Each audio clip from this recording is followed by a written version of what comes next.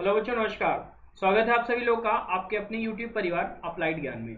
दोस्तों, आज हम लोग प्रैक्टिस सेट 2 लेके आए हैं। अनेक शब्दों के लिए एक शब्द। हमारा प्रैक्टिस सेट 1 हो गया है, यानी कि अनेक शब्दों के लिए एक शब्द में हमने एक प्रैक्टिस कंप्लीट किया है। आज हमारी यह दूसरी प्रैक्टिस है। तो चलिए बिना समय को गंवाए हुए शुरू करते हैं आज का हमारा पहला सवाल। पहला सवाल क्या है? कार्य को नए ढंग से करने की पद्धति। कार्य को नए ढंग से करने की पद्धति। इस वाक्य के लिए एक शब्द क्या होगा? तो इस वाक्य के लिए एक शब्द क्या पारस्परिक होगा, क्या नवागत रूप होगा, क्या नवीनीकरण होगा, कि क्या आधुनिकरण होगा? बताइएगा भाई। कार्य को नए ढंग से करने की पद्धति को क्या कहते हैं? तो आप कहेंगे नवीनीकरण। कार्य को नए ढंग से करने की पद्धति को क्या कहेंगे? नवीनीकरण। आगे बढ़ते हैं question number second. Question number second क्या कह रहा है? निश्चित समय के भीतर पत्र का उत्तर न प्राप्त होने की दशा में अनुबोधक के रूप में भेजा जाने वाला पत्र। देखिए भाई, इतना बड़ा वाक्य है, इस वाक्य को एक शब्द में रिप्लेस करना है, तो कौन सा ऐसा वह शब्द होगा? क्या वह शब्द प्रतिवेदन होगा, क्या वह ज्ञापन होगा, क्या वह परिपत्र होगा, कि क्या वह शब्द अनुस्मारक होगा? जवाब दीजिएगा। बहुत ही अच्छा प्रश्न है। तो दोस्तों, कोई निश्चित समय के भीतर अगर आपको पत्र का उत्तर नहीं प्राप्त हो रहा है, उस दिशा में जो किसी अनुबोधक के रूप में भेजा जाने वाला पत्र है, तो उसको हम अनुस्मारक कहते हैं। क्या कहते हैं? अनुस्मारक। एक बार इसको पढ़ लीजिएगा, स्क्रीनशॉट ले लीजिएगा। बहुत ही अच्छा ये वाक्यांश के लिए एक शब्द है। आगे बढ़ते हैं क्वेश्चन नंबर थर्ड। थर्ड कह रहा है जिसने देश के साथ विश्वासघात किया हो। इस वाक्यांश का एक शब्द क्या होगा? तो जिसने देश के साथ विश्वासघात किया हो, क्या उसको बागी कहेंगे, क्या उसको विश्वासघाती कहेंगे, क्या उसको देशद्रोही कहेंगे, कि क्या उसको विद्रोही कहेंगे? तो भाई आप सभी लोग जानते हैं कि जो देश के साथ विश्वासघात करता है तो उसको देशद्रोही कहते हैं। क्या कहते हैं? देशद्रोही। सी ऑप्शन आपका क्लियर हो जाएगा। आगे मूव ऑन करते हैं क्वेश्चन नंबर 4। जंगल में लगने वाली आग, ये बहुत इंपॉर्टेंट है। जंगल में लगने वाली आग, पेट में लगने वाली आग, इस प्रकार से पूछा जाता है। तो जंगल में लगने वाली आग वाक्य के लिए एक शब्द क्या होगा? क्या जठरानल होगा, क्या दावानल होगा, क्या बड़वानल होगा, कि क्या कामानल होगा? बताइए। तो जंगल में लगने वाली आग को कहते हैं दावानल। क्या कहते हैं? दावानल। और पेट में लगने वाली आग, पेट में लगने वाली आग को जठरानल कहते हैं। भूख के मारे जो पेट में आग लगती है, पेट में लगने वाली आग, इसके लिए अगर एक शब्द आ जाए तो क्या कहेंगे आप? जठरानल। ठीक। और जंगल में लगने वाली आग के लिए आप क्या कहेंगे? दावानल। क्लियर हुआ? आगे मूव ऑन करते हैं क्वेश्चन नंबर 5। अतिवृष्टि। अतिवृष्टि एक शब्द है, इसके जो है वाक्यांश क्या होगा? अतिवृष्टि यानी कि क्या अत्यधिक विचार करना, क्या अत्यधिक वर्षा होना, अत्यधिक सूखा पड़ना, या अत्यधिक संतुष्ट होना? बताइएगा भाई। यहाँ पे अत्यधिक लिखा हुआ है। अतिवृष्टि, अतिवृष्टि का क्या होगा? तो आप कहेंगे कि जहां पर भी अत्यधिक वर्षा होती है उसी को क्या कहते हैं? अतिवृष्टि, या उसी क्षेत्र को अतिवृष्टि क्षेत्र कहा जाता है। नेक्स्ट क्वेश्चन मूव ऑन करते हैं क्वेश्चन नंबर 6। क्वेश्चन नंबर 6 क्या कह रहा है? जो बहुत बातें करता हो, जो बहुत बातें करता हो, वाक्यांश के लिए एक शब्द क्या होगा? जो बहुत बातें करता हो, क्या उसको बधिर कहेंगे, क्या बहुज्ञ कहेंगे, क्या वचनीय कहेंगे, कि क्या वाचाल कहेंगे? बताइएगा भाई। तो जो बहुत बातें करता होगा उसको आप क्या कहेंगे भाई? आप कहेंगे तो बहुत ही वाचाल है, बहुत ही वाचाल है, यानी कि वाचाल शब्द हो जाएगा।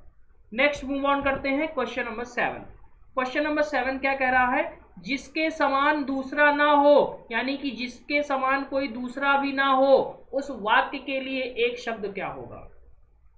क्या अलौकिक होगा, क्या अगम होगा, क्या अप्रतिभा होगा, कि क्या अप्रतिम होगा? बताइएगा भाई। जिसके समान कोई दूसरा ना हो उसको क्या कहते हैं? तो आप कहेंगे भाई उसको हम कहते हैं अप्रतिम। अप्रतिम यानी कि जिसके समान कोई भी दूसरा नहीं है। डी ऑप्शन क्लियर है। आगे मूव ऑन करते हैं क्वेश्चन नंबर 8। वर्णातीत। वर्णातीत इस वाक्य जो एक शब्द है इसके लिए वाक्यांश क्या होगा? क्या इसका वाक्यांश होगा अतीत का वर्णन? क्या इसका वाक्यांश होगा अच्छा वर्णन? क्या इसका वाक्यांश होगा छिपा वर्णन? कि क्या इसका वाक्यांश होगा वर्णन से परे? बताइए भाई। वर्णातीत तो आप कहेंगे वर्णातीत यानी कि वर्णन से परे। डी ऑप्शन यहां पे क्लियर हो जाएगा। आगे मूव ऑन करते हैं क्वेश्चन नंबर 9। क्वेश्चन नंबर 9 क्या कह रहा? अन्योनाश्रित।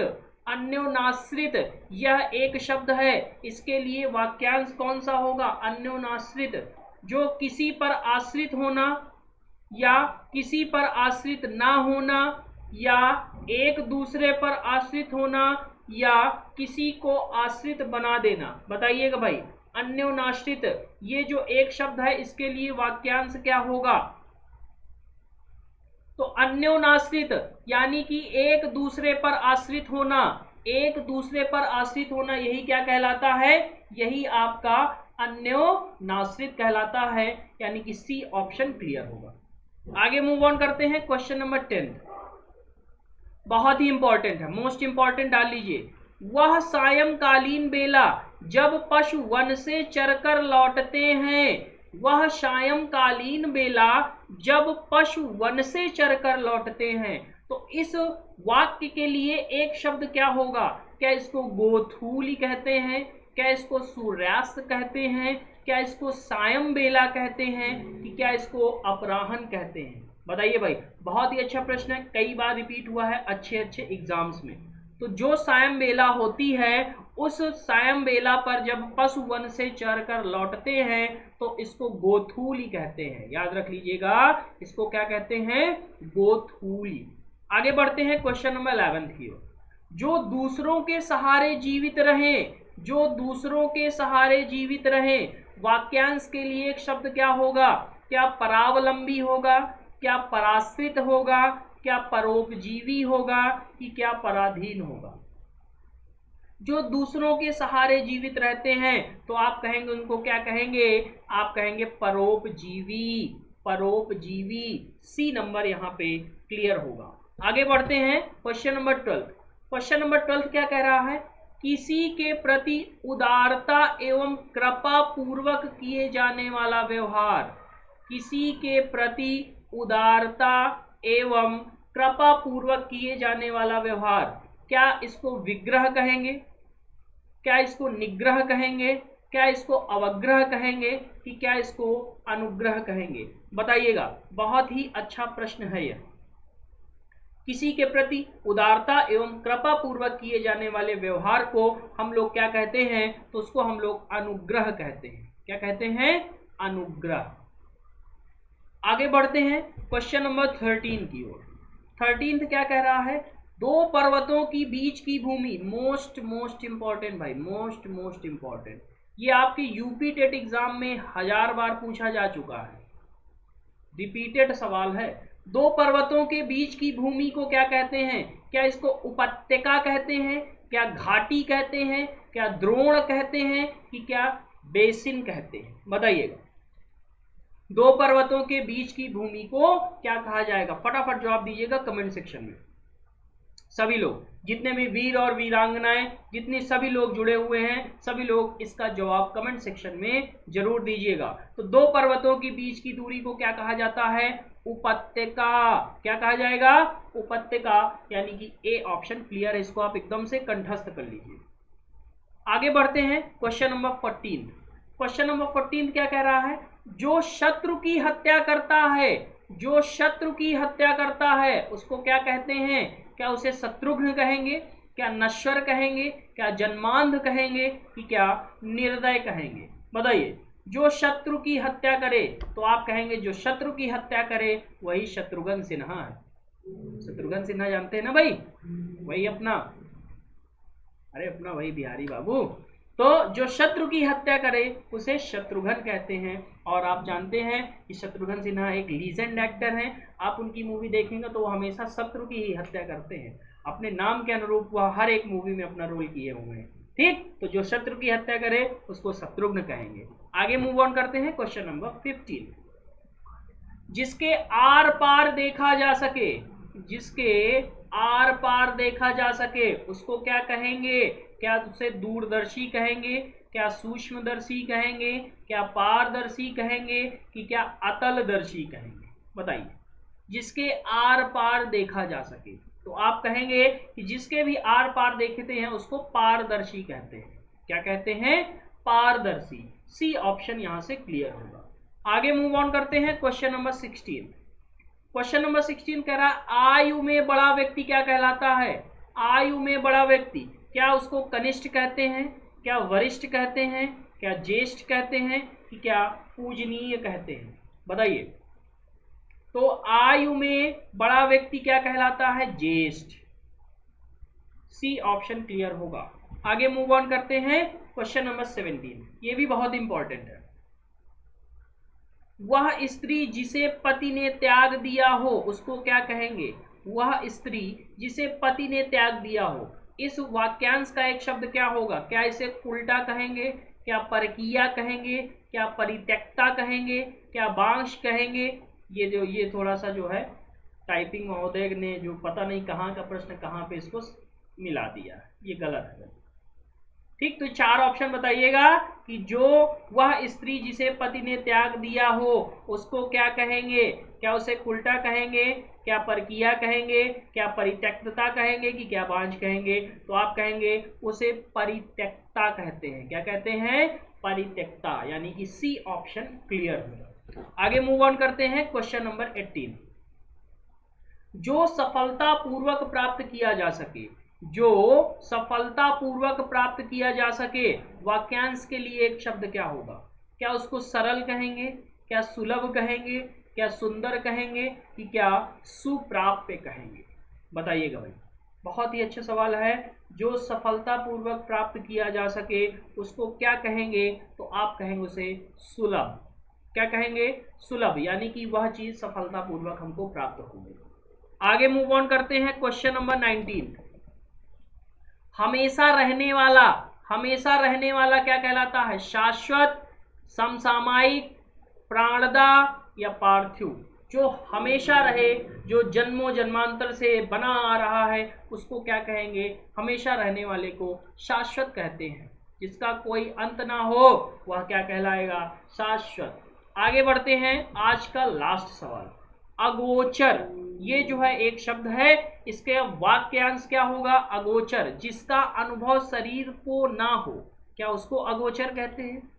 जिसका अनुभव हृदय को ना हो, क्या उसको अगोचर कहते हैं? जिसका अनुभव इंद्रियों को ना हो, क्या उसको अगोचर कहते हैं? जिसका अनुभव बुद्धि को ना हो, क्या उसको अगोचर कहते हैं? बताइए भाई, ये बुद्धि है। अगोचर किसे कहेंगे? अगोचर भगवान के लिए शब्द प्रयोग करते हैं। बताइए। अगोचर यानी कि भाई जिसका अनुभव इंद्रियों को ना हो उसी को क्या कहेंगे? अगोचर कहेंगे। ठीक है, यहाँ पे सी ऑप्शन आपका क्लियर होगा। तो दोस्तों इस प्रकार से हमारे ये आज के 20 सवाल कंप्लीट होते हैं। हम जो है 2 प्रैक्टिस सेट अब कंप्लीट कर चुके हैं। हमारे ये अनेक शब्दों के लिए एक शब्द बहुत ही इंपॉर्टेंट है। चाहे आप अभी जो आने वाला है यूपी लेखपाल एग्जाम, चाहे यूपी पुलिस कांस्टेबल या यूपीएसआई जिसकी भी प्रिपरेशन कर रहे हैं, चाहे आप आरओ, एआरओ या कनिष्ठ सहायक जिसकी भी प्रिपरेशन कर रहे हैं, जहाँ पे भी हिंदी आती है वहाँ पे इनसे 1 से 2 सवाल अवश्य बनते हैं। और मेरा यही उद्देश्य है कि हिंदी में जितने नंबर का पूर्णांक हो उतने नंबर ही आपके प्राप्तांक में आए। यानी कि अगर 20 मार्क्स की हिंदी है तो 20 मार्क्स आपके आए। इसी वजह से मैं कोई भी टॉपिक लाइटली नहीं ले रहा हूँ। हर छोटा सा छोटा टॉपिक, बड़े से बड़े टॉपिक की मैं वीडियो जरूर बना रहा हूँ और सिलेक्टेड प्रश्न जो प्रीवियस ईयर्स में आए हुए हैं उन सबको मैं आपकी प्रैक्टिस में शामिल कर रहा हूँ। तो दोस्तों आज का ये सेशन कैसा लगा आप सब लोग कमेंट करके जरूर बताइएगा और इन 20 सवालों में आपके कितने सही हुए ये भी आप जरूर बताइएगा। अभी तक आपने अगर प्रीवियस वीडियोस को ना देखा हो तो आप उनको देखिए। वीडियो के डिस्क्रिप्शन में पूरी प्लेलिस्ट का लिंक पड़ा हुआ है, वहां से आप फॉलो करिए और सभी जो है टॉपिक्स की प्रैक्टिस करिए और अपनी प्रिपरेशन को बूस्ट करिए।